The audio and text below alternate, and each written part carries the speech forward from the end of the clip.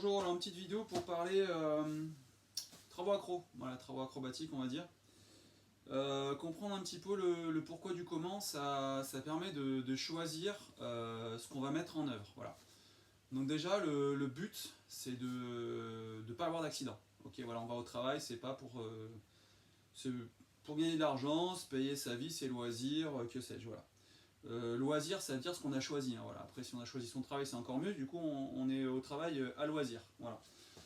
Donc, par exemple, ça c'est une vieille corde et ça c'est une corde toute neuve. Voilà, donc elles n'ont pas les mêmes propriétés. Voilà.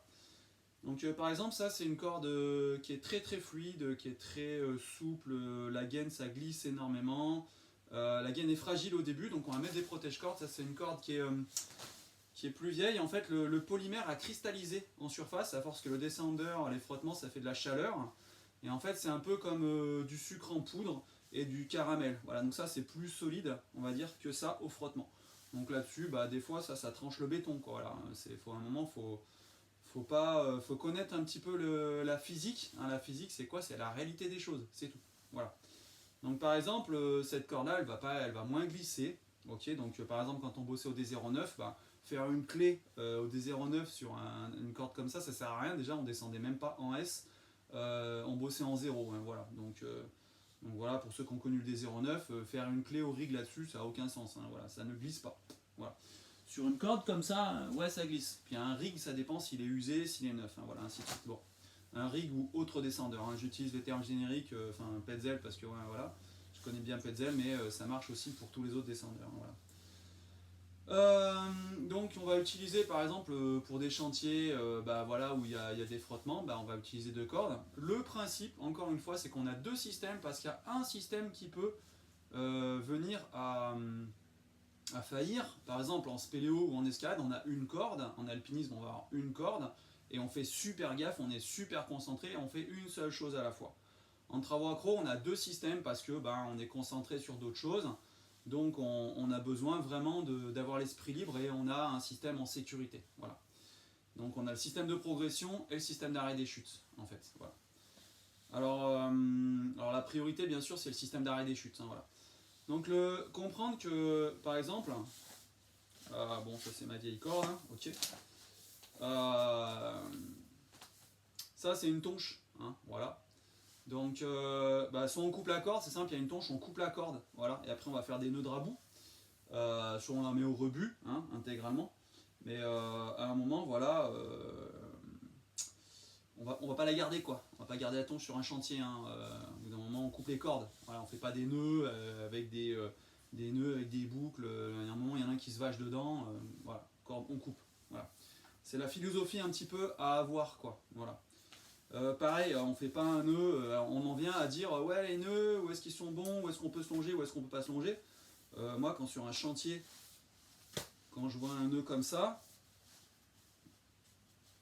je me dis bah déjà le mec il sait pas faire un nœud. Donc quand il y a une ganse de 50 cm et un bout de corde comme ça là, je me dis il y a un problème, donc la confiance elle est pas là. À un moment du coup est-ce qu'on peut se longer là, est-ce qu'on peut se longer dans le mousqueton? Ben non, ben on commence par faire un bon nœud, donc voilà, hein, on prend juste le mou qu'il faut, voilà, pas plus, pas moins, voilà, ok. Et là après on se pose plus de questions, voilà. Si jamais ça c'est trop long, on peut mettre un descendeur, un bloqueur, ça peut se coincer derrière, on va croire qu'il y a une ganse, on va se longer là, enfin voilà, on fait des nœuds corrects, voilà, c'est tout, avec les bonnes longueurs, bien serrées, bien tressées, la ganse elle fait pas 50 cm, voilà, elle fait 5 cm max, à un moment on fait des bons nœuds et puis c'est tout. Voilà. Qui soit identifiable de loin. Alors il y en a, ils aiment bien faire des chaises Yosemite, il y en a, ils aiment bien faire des fusions, des doubles chaises, il y a toutes les modes là de faire des nouveaux nœuds. Sauf que moi, mettons, je suis pompier ou j'en sais rien quoi, je suis secouriste, je vois du nœud, je vois un équipement qui n'est pas identifiable, je ne vais pas monter dessus. Voilà, donc déjà les pompiers ils arrivent quand il y a un secours, ils vont tout doubler, les points ils n'ont pas confiance, ils vont tout doubler, ils vont tout mettre leur sangle, ils vont faire confiance à rien de ce qu'on utilise. Voilà. Donc à un moment il faut avoir cette logique là, sur un chantier en équipe, il y a des nouveaux qui viennent, il y a des. Voilà, par exemple un chantier qui va durer un certain temps, il faut que l'équipement soit identifiable. Voilà. On ne fait pas des nœuds super techniques, experts, enfin moi excusez-moi, hein, le fusion, le chaise Yosemite, tout ça machin. Moi du bas, je sais pas si le mec il l'a fait, s'il a bien fait ou mal fait, je vais pas me pendre dessus, je vais pas monter. Donc déjà, se dire qu'on va pas être secouru, si jamais les nœuds sont pas identifiables de loin, ben, c'est déjà une bonne logique. De se dire tiens, je vais faire un bunny, ça va, tout le monde sait faire le bunny, le fusion de loin. Le bunny, bon voilà, le Mickey, on l'appelle comme on veut, base de 8, hein, voilà. C'est quand même très facile à faire, très facile à régler, très facile à identifier. Voilà. Donc à un moment, on fait un bunny, hop, voilà, on règle oreille courte, oreille longue, on fait comme on veut.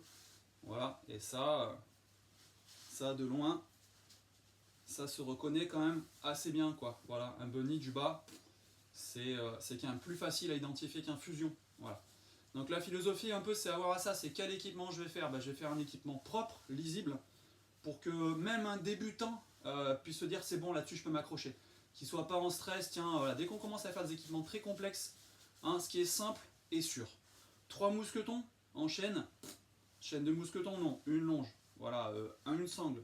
On fait des choses simples, on ne rajoute pas 40 sangles si c'est pas sûr. Voilà, donc une sangle dont on n'est pas sûr, c'est pas on la double avec une autre sangle dont on n'est pas sûr, qu'on n'est pas sûr qu'elle soit pas sûre. Non, à un moment, voilà. Une sangle dont on n'est pas sûr, eh ben, on la change. Voilà, moi c'est pour ça que j'utilise quasiment aucune sangle, je vais toujours faire mes amarrages avec les cordes, parce que ma corde, je considère qu'elle est sûre. Voilà. Hein, et si j'en suis pas sûr, eh ben, elle va au rebut. Voilà. J'en achète une neuve, mais qui n'est pas sûre, parce que c'est fragile au frottement. Donc il faut connaître les propriétés de son équipement. Moi par exemple, quand je lave les cordes, le nœud est déjà dedans, voilà. Hein. Après, voilà, pas de ce côté, mais je pourrais le faire. Ok. Donc à un moment, il faut se dire que une corde lovée, s'il y a déjà le nœud en bout de corde, bah déjà, voilà, ça commence bien, on va dire. Voilà. Donc petite vidéo pour expliquer que y a quand même une philosophie à avoir, la philosophie de la sécurité, c'est de faire des choses sûres et de faire des choses simples. Voilà, donc on est au boulot, on s'accroche, on fait des choses simples. On ne fait pas 40 nœuds super compliqués. Même un chantier d'experts, des mecs qui font que des Yosemite, Gansé, enfin des trucs, des machins, des bidules. Bon, bah de toute façon, demain il y a un intérimaire débutant qui débarque, il va rien comprendre. Voilà. Moi personnellement, même j'arrive sur un chantier, si je vois plein de nœuds que je sais pas voir de loin, je vais pas m'accrocher dessus. Je vais tout refaire. Voilà. Donc pensez un petit peu voilà, que c'est bien beau de... On n'est pas des avions de chasse à un moment, donc on ne fait pas des nœuds super compliqués, on fait des nœuds simples, voilà, lisibles, propres, pas avec des... On apprend à faire des ganses minimum, on apprend à faire des brins libres minimum, voilà, ce qu'il faut, pas plus. Parce que c'est simple, tout ce qu'on ne fait pas bien, ça va découler sur quelque chose qui va se dégrader, on prend des mauvaises habitudes et après on fait tout pas bien. Voilà. Et puis un jour il y a un accident. C'est comme ça que ça marche. C'est la pyramide de Bird. Ok, le principe de la pyramide de Bird, c'est toutes les petites choses mal faites, on laisse traîner un truc par terre, ainsi de suite. Toutes les petites choses mal faites vont faire qu'au final il y a un mort. Donc on veut enlever le mort sur le chantier, en gros, voilà, ou sur le trajet ou peu importe. On fait tout bien du début à la fin. Donc on accroche son seau comme il faut, voilà, ainsi de suite. On fait son périmètre de sécurité, on commence par faire le périmètre de sécurité, donc on fait les choses dans l'ordre et ça se passe bien.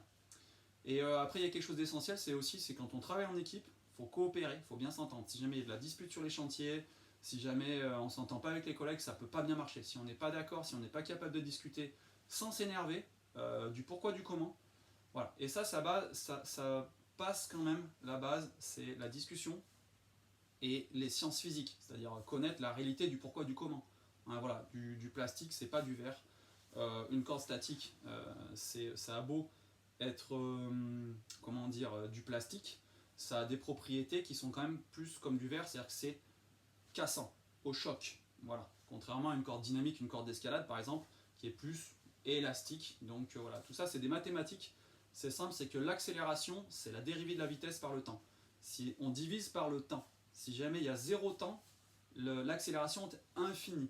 Hein, c'est accélération égale vitesse, différence de vitesse, de combien je passe, par exemple de 100 km/h à 0 km/h, donc il y a 100 km/h de différence, de temps à temps de temps, donc en 2 secondes. 100 km divisé par 2 secondes, on a l'accélération. Si jamais le temps c'est 0, que c'est pas élastique, accélération infinie. Voilà, c'est simple, c'est des maths, ça permet de bien comprendre les concepts. Ok. Donc il faut qu'une corde ait un minimum d'élasticité. Voilà, c'est pour ça qu'on n'a pas des cordes en Kevlar par exemple. Et s'il y a des cordes en Kevlar, le moindre choc, hein, ceux qui disent de la Dynéma par exemple, il faut savoir que ça casse comme du verre. Voilà. Donc comprendre un petit peu les sciences physiques, les mathématiques, ça permet quand même de mieux travailler sur les chantiers, de comprendre le pourquoi du comment. Parce que le par cœur on oublie. Hein, sur les secours c'est pareil, moi j'arrive sur un secours, je me longe à la victime, comme ça je suis tranquille. Premier truc qu'on fait, voilà, on se longe à la victime. Après on peut réfléchir. Si on est tranquille dans sa tête, on peut réfléchir. Si on est en stress continu, on ne peut pas réfléchir. Voilà. On va essayer de se rappeler le par cœur. Si on n'a pas compris le pourquoi du comment, on ne va pas savoir pourquoi faire les choses. Et si on ne s'est pas entraîné vraiment en réactualisant le savoir régulièrement, le jour où on a un secours, le cerveau il se bloque, il dit moi j'y vais pas, je ne me mets pas en danger. Voilà, donc pourquoi il y a énormément de gens qui n'interviennent pas, c'est simple, sur un SST, on fait le SST, le massage cardiaque, le truc. Je risque d'aller en prison si je fais mal les choses, voilà, on réfléchit comme ça, du coup on fait pas les choses. À un moment, il faut se dire, bon voilà, on est en sécurité, ça va, je me longe à la victime, les nœuds sont bien faits, je vais la secourir. Moi je vois des mecs qui font des nœuds, des fois, tu dis, mais moi, je ne vais pas aller me mettre en danger, faire un secours sur une personne qui a fait un équipement extrêmement compliqué. Il faut faire les choses simplement, voilà, ce qui est simple et sûr. Encore une fois, la chaîne d'assurage doit être la plus simple possible, le moins d'intermédiaires possible, donc c'est pas 3 mousquetons, 15 sangles, des nœuds super compliqués, c'est des nœuds simples, des nœuds identifiables. Le papillon, c'est un des nœuds les plus simples qui existent, qui est le plus solide possible dans tous les axes de traction. Le papillon, on peut même s'en servir en extrémité. Après, quel est le risque? Est-ce qu'il risque de se défaire parce que c'est pas serré comme un nœud de 8, un nœud de chaise? Est-ce que voilà, à un moment, nœud de 8, hein, identifiable de loin, voilà, et ça se défait pas avec le temps, quoi, voilà. Le nœud de 8, le nœud de chaise, pourquoi on le sécurise? Pourquoi est-ce qu'on le sécurise avec un demi-pêcheur double, hein, et pas un capucin? C'est pareil. Les noms, les mots, ils ont un nom.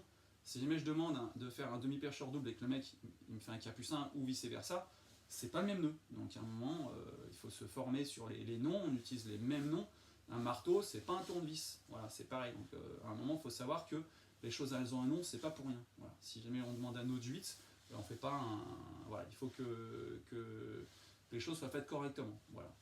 C'est valable aussi pour la qualité. Donc ce qui va pour être valable pour la sécurité va être valable pour la qualité. C'est-à-dire qu'à un moment sur le boulot, si jamais on dit bah tiens, je sais pas moi, faut faire un bâtard, c'est quoi un bâtard? Bah, c'est un mortier chaud ciment. Voilà. Hein, donc ça va être moitié chaud, moitié ciment. Alors ça c'est pareil, je connais pas les proportions, mais il faut les regarder sur internet, hein, ou dans les livres, il y a des livres, il y a des traités d'enduit, de maçonnerie, des trucs, ça existe depuis l'aube des temps. À un moment, c'est pas pour rien. Les nœuds, ça vient de la marine, ça vient du bâtiment, il y a très longtemps, hein, quand on construisait les pyramides ou que sais-je.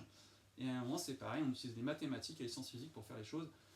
Connaître la différence de propriété d'une corde neuve et d'une vieille corde, bah voilà, c'est pas la même chose. Voilà. Donc ça, c'est résistant au frottement. Ça, c'est très très fragile. Ça glisse, ça glisse moins, bon, ainsi de suite. Voilà. Ok. Allez, donc la philosophie de la sécurité, c'est ça. C'est on prend les matériaux adaptés pour faire les choses, on utilise les techniques adaptées pour faire les choses. Si on veut que ça se passe bien, c'est du début à la fin. Voilà, allez, au revoir.